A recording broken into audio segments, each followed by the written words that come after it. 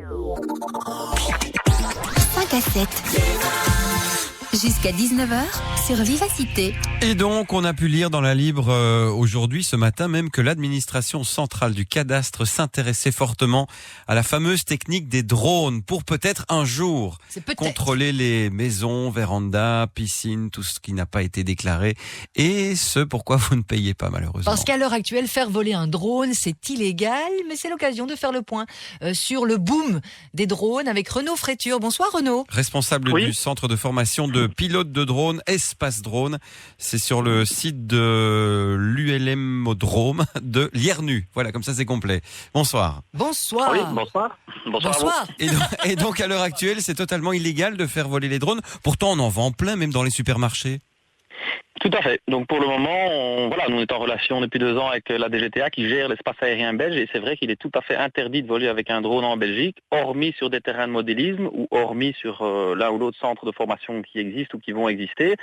Maintenant, les magasins vendent du matériel qui ne peut pas être utilisé, mais je pense qu'ils n'expliquent peut-être pas ou ce n'est peut-être pas leur problème. C'est comme si vous alliez acheter une voiture de prestige qui peut dépasser le 120, mais en Belgique, elle ne sert à rien. On en est dans ce cas-là pour le moment. Oui, c'est ça. Et pourquoi cet engouement pour les drones? Alors ça fait un petit peu jouer quand même, non?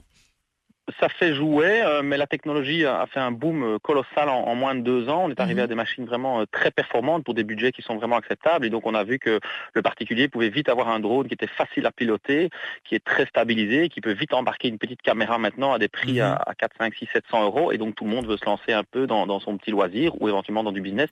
Nous, on s'adresse vraiment aux professionnels, aux gens qui veulent en faire leur profession. Donc on fait un centre de formation qui explique la théorie et la pratique pour après avoir des pilotes licenciés. Mais l'engouement est aussi bien du côté particulier et amateur que du côté professionnel. Voilà, la technologie est là pour des rapports qualité-prix qui n'étaient pas du tout avant dans le même ordre. Et comparativement aux hélicoptères et avions téléguidés, la loi est la même pour ces deux autres appareils ?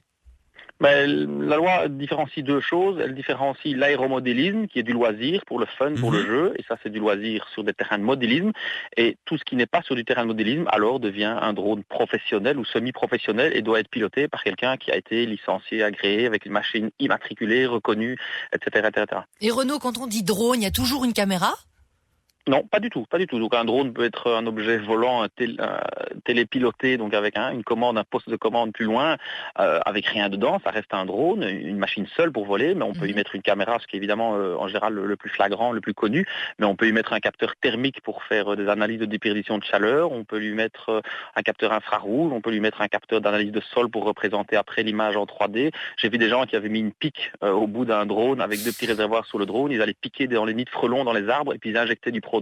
Ça évitait aux pompiers de venir avec des nacelles.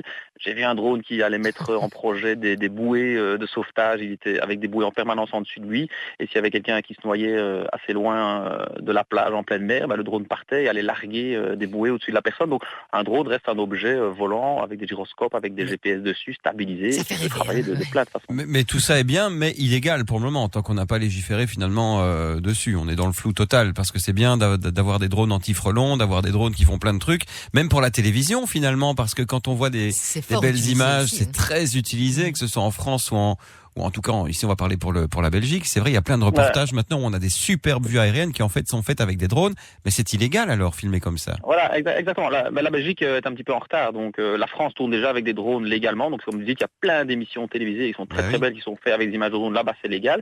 En Belgique, on a quelques images qui ont été autorisées parce que la DGTA a accepté des vols d'essais ou de tests mécaniques scientifiques. Mais pour l'instant, effectivement, on ne peut pas voler. D'ailleurs, dans l'école ici, Espace Drone, j'ai des cours presque tous les jours et on est en train de former d'ailleurs des personnes des plus grandes chaînes des médias belges télévisés parce qu'ils se rendent bien compte qu'effectivement il va falloir se mettre dans la loi.